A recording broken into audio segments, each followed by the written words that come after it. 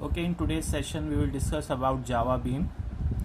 A Java Bean is a normal Java class which we use at server side, but unlike Servlet and JSP, it do not work on request and response object.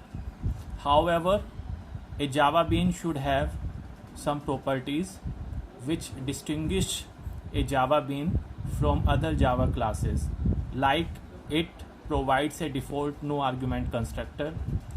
It should be serializable, that means it should implement the serializable interface.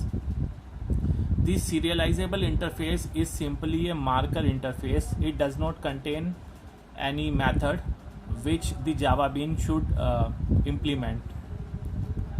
Only the classes that are marked with the serializable can be serialized.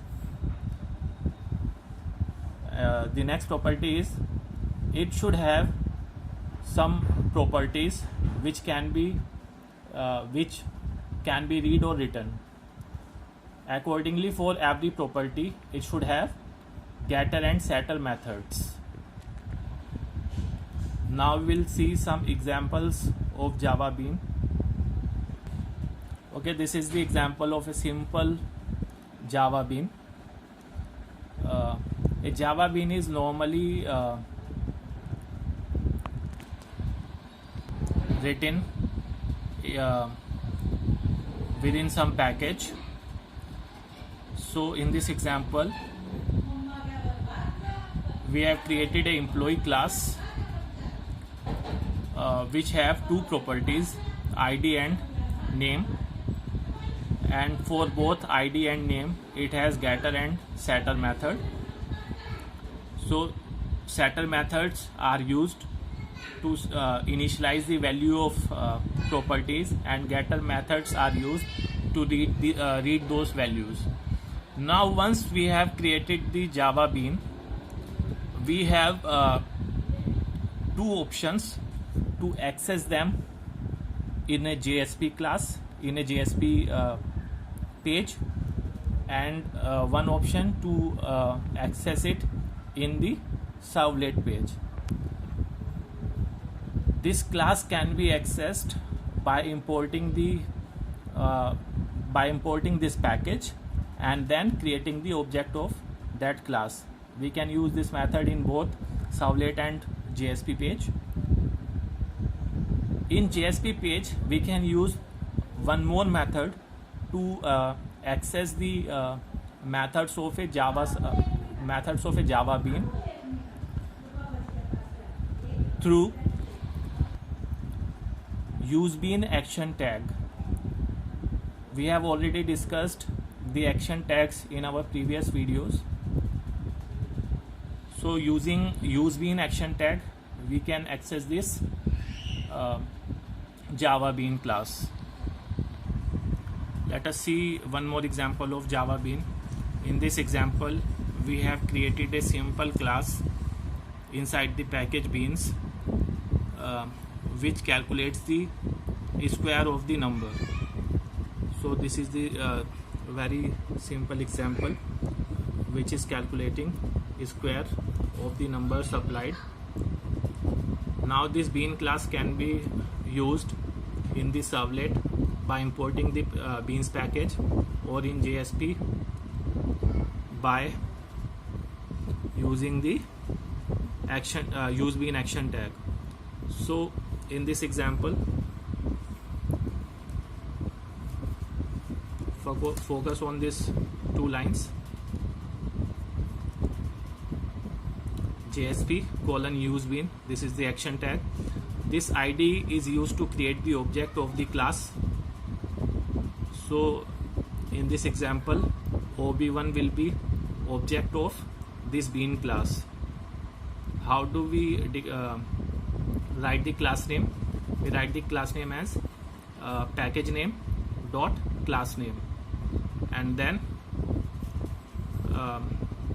we have accessed the square method of first bean using this object ob1 dot square, and we have passed the 5.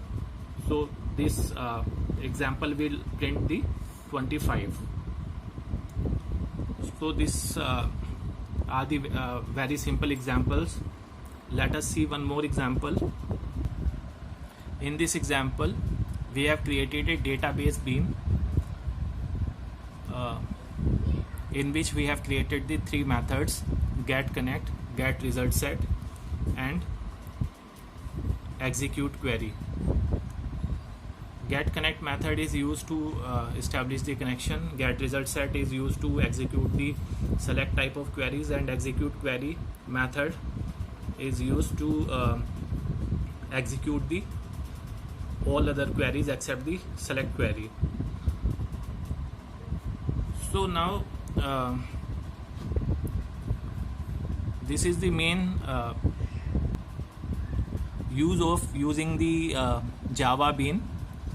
It provides the benefits that we can use the methods of Java Bean among multiple pages.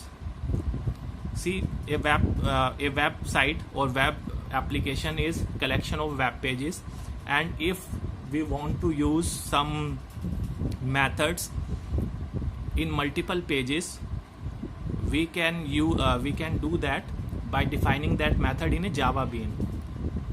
So this will save our time. Otherwise, we will have to write that method in all the pages. So like in a normal website, we need to communicate with the database in many pages. So in such type of scenarios, we can we can create such type of database bean like we have created here. So the name of package is beans. We have imported the java.sql.static package, and the class name is connect. So the first method is get connect.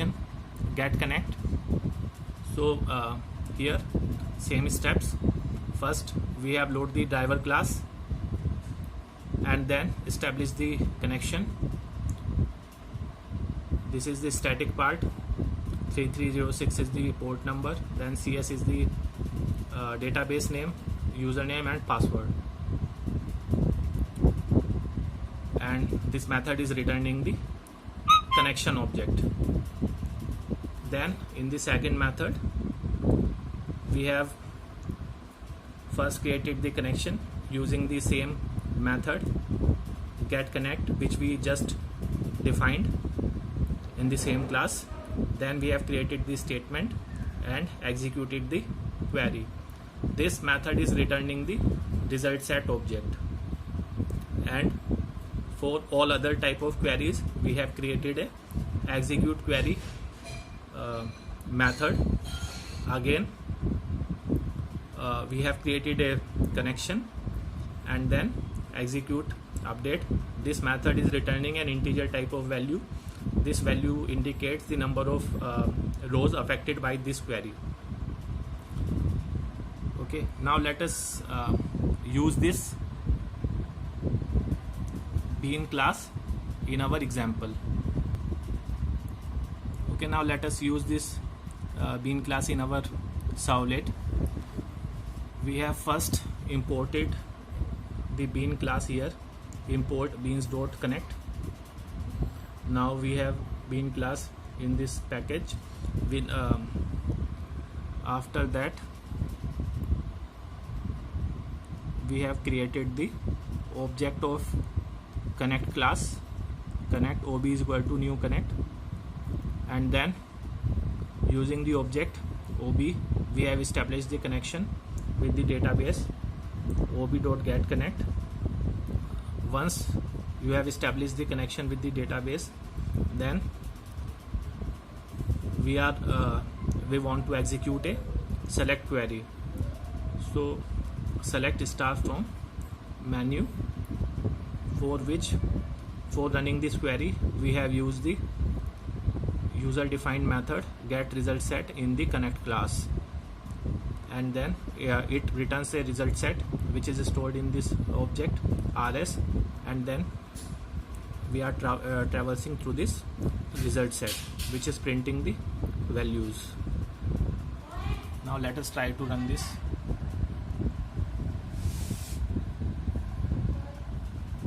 So the output of this program is this.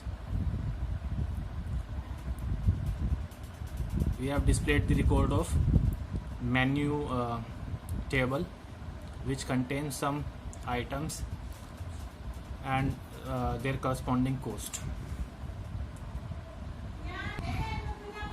We have seen how we can use the bean class in Servlet. The same way we can also use the bean class in our JSP page. We can import the bean class here using the directive tag. Page import is equal to beans.connect, but in this example we will use bean action tag.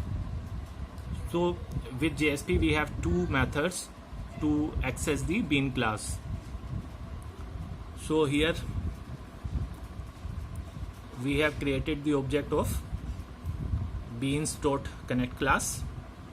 The object name is OB, and then we have directly executed the update query. Update menu set item is equal to item name, where item is equal to this. So this will return the number of rows affected by this query, which will be stored in this integer value. If I is greater than 0, obviously if this query is executed successfully, then it would affect some rows. So if I is greater than 0, this message will be printed. Now let us try to run this code.